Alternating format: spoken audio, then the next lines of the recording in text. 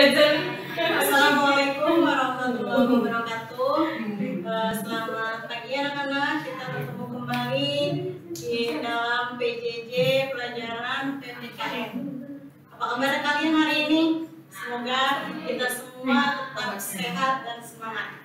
Anak-anak, pada pertemuan kali ini kita akan membahas bab 5, yaitu kerjasama dalam berbagai bidang kehidupan. Nah, pada bab 5 ini ada 3 sub pokok bahasan.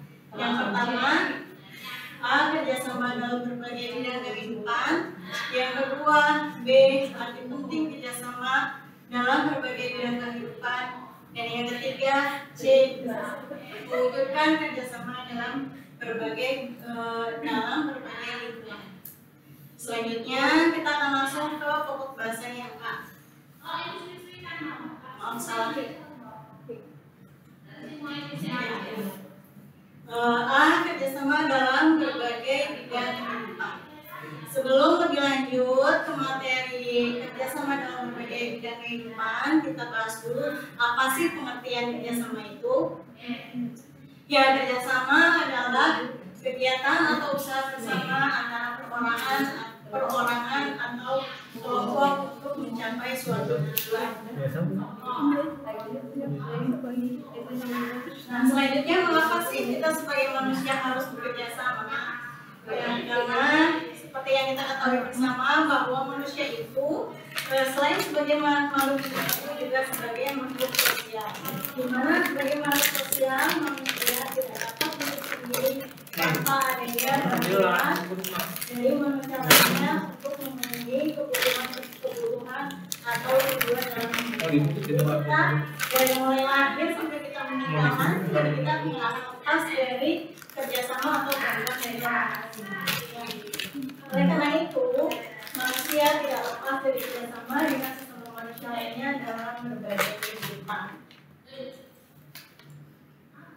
Nah, kemudian di materi PPKN bab 5 ini ada beberapa bentuk kerjasama. Yang pertama yaitu kerjasama antar umat beragama.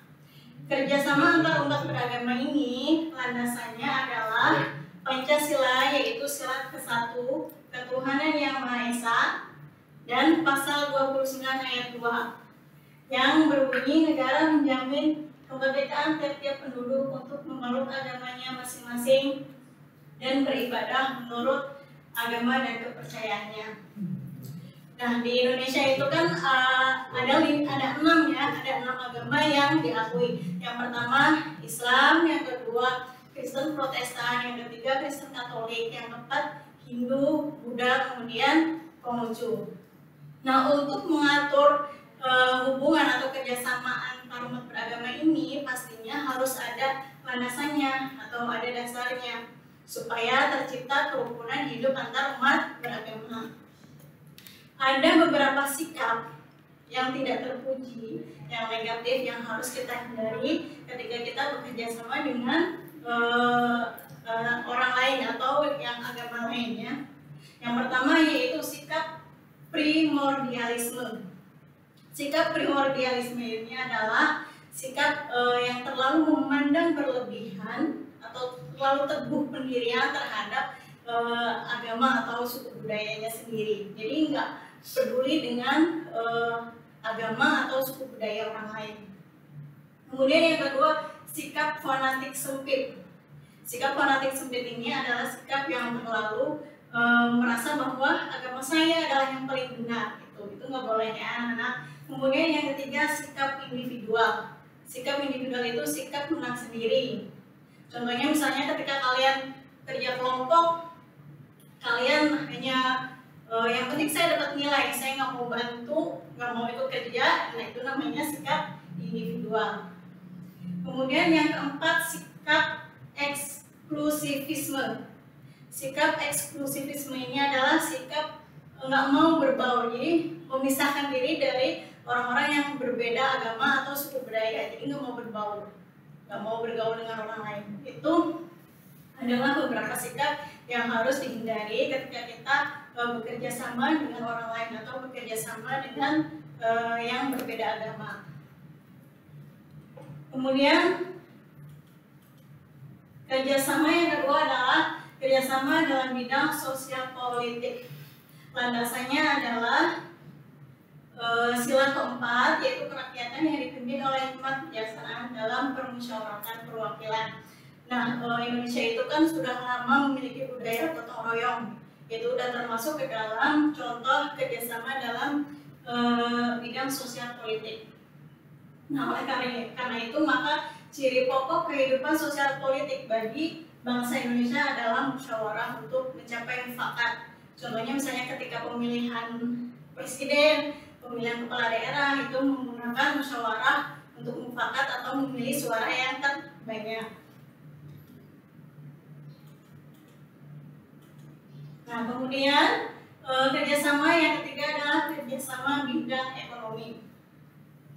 Landasan dari kerjasama bidang ekonomi adalah yang pertama pasal 33 Undang-Undang Negara Republik Indonesia tahun 1994 ayat pertama, yaitu perekonomian disusun sebagai usaha bersama berdasarkan asas kekeluargaan. Nah, hal ini berarti bahwa dalam kegiatan usaha ekonomi itu digunakan prinsip kerjasama dan saling membantu dalam suasana demokrasi ekonomi untuk mencapai kesejahteraan bersama. Contoh kerjasama bidang ekonomi ini adalah misalnya koperasi, itu kan didasarkan pada asas kekeluargaan dan gotong royong. Kemudian landasan selain yang kedua adalah pasal 33 ayat 2 yang berbunyi cabang-cabang produksi yang penting bagi negara dan yang menguasai hajat hidup orang banyak dikuasai oleh negara.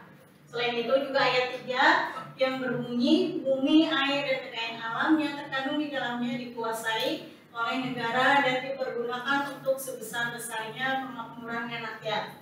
Ya, hal ini berarti bahwa perekonomian di Indonesia sebesar-besarnya ditujukan untuk kemakmuran rakyat. Misalnya kayak listrik, kemudian air, itu kan dikelola oleh negara tapi diperuntukkan untuk kemakmuran rakyat. Kemudian kerjasama yang keempat adalah kerjasama dalam bidang pertahanan dan keamanan negara. Landasan dari kerjasama ini adalah Undang-Undang Dasar Negara Republik Indonesia tahun 1945 pasal 30 ayat 1 yang berbunyi tiap-tiap warga negara berhak dan wajib ikut serta dalam usaha pertahanan dan keamanan negara. Kemudian ayat keduanya, usaha pertahanan dan keamanan negara dilaksanakan melalui sistem pertahanan dan keamanan rakyat semesta oleh TNI dan Polri. Nah, sebagai kekuatan negara dan rakyat sebagai kekuatan pendukung. Hal ini berarti bahwa kita sebagai warga negara itu punya hak ya untuk ikut serta dalam kegiatan pertahanan dan keamanan. Nah, bentuk kerjasama dalam penyelenggaraan pertahanan negara dapat diwujudkan dalam tindakan upaya bela negara. Oleh karena itu, setiap warga negara mempunyai kewajiban untuk bekerja sama menjaga keutuhan wilayah negara sesuai dengan posisi dan kemampuannya masing-masing. Posisi kita, posisi kalian sebagai pelajar, bagaimana bila ingin ikut serta dalam bela negara? Ya, karena kalian pelajar, peserta didik, maka dengan kalian rajin sekolah, kemudian ikut serta dalam kegiatan-kegiatan yang sesuai dengan minat bakat kalian, itu sudah termasuk ke dalam kegiatan bela negara. Selanjutnya yang B, arti penting kerjasama dalam berbagai bidang kehidupan. Seperti yang di awal dibahas bahwa manusia itu tidak lepas dari yang namanya bekerja sama dengan orang lain. Nah, kerjasama ini memiliki arti yang sangat penting bagi kehidupan kita. Yang pertama yaitu memperkuat persatuan dan kesatuan bangsa. Yang kedua mempererat persaudaraan dan kebersamaan. Dengan kita bekerja sama itu akan memunculkan rasa kebersamaan, kekeluargaan yang lebih di dalam hati kita ya. Kemudian Yang ketiga, mendorong timbulnya semangat gotong royong dan kekeluargaan. Yang keempat, menjadikan pekerjaan berat menjadi ringan dan cepat diselesaikan. Otomatis ya, ketika pekerjaan itu dikerjakan secara bersama-sama tentunya akan lebih ringan dan akan lebih cepat diselesaikan ketimbang kita misalnya bekerja sendiri. Kemudian yang kelima, meningkatkan efektivitas dan efisiensi dalam bekerja. Selanjutnya, pokok bahasan yang ketiga yaitu mewujudkan kerjasama dalam berbagai lingkungan. Perwujudan dari kerjasama ini dalam kehidupan sehari-hari bisa kita wujudkan dalam berbagai lingkungan, seperti yang pertama di lingkungan sekolah. Di lingkungan sekolah contohnya apa? Ya misalnya piket, ya piket kelas itu kan kerjasama. Kemudian kerja kelompok itu sudah termasuk kerjasama juga. Kemudian di lingkungan masyarakat, misalnya kerja bakti, gotong royong, ketika tetangga ada yang kena musibah, atau misalnya siskamling, kita ikut serta dalam kegiatan siskamling, itu sudah termasuk kegiatan kerjasama di lingkungan masyarakat. Kemudian yang ketiga, di lingkungan bangsa dan negara. Contohnya misalnya ketika ada perayaan hari ulang tahun Republik Indonesia, kita ikut serta dalam kegiatan tersebut, itu sudah termasuk dalam perwujudan dari kerjasama di lingkungan bangsa dan negara. Nah, selanjutnya kerjasama yang terakhir adalah kerjasama di lingkungan internasional. Kerjasama di lingkungan internasional ini ada banyak ya macamnya, ada 5 yang dijelaskan di sini. Yang pertama, kerjasama bilateral.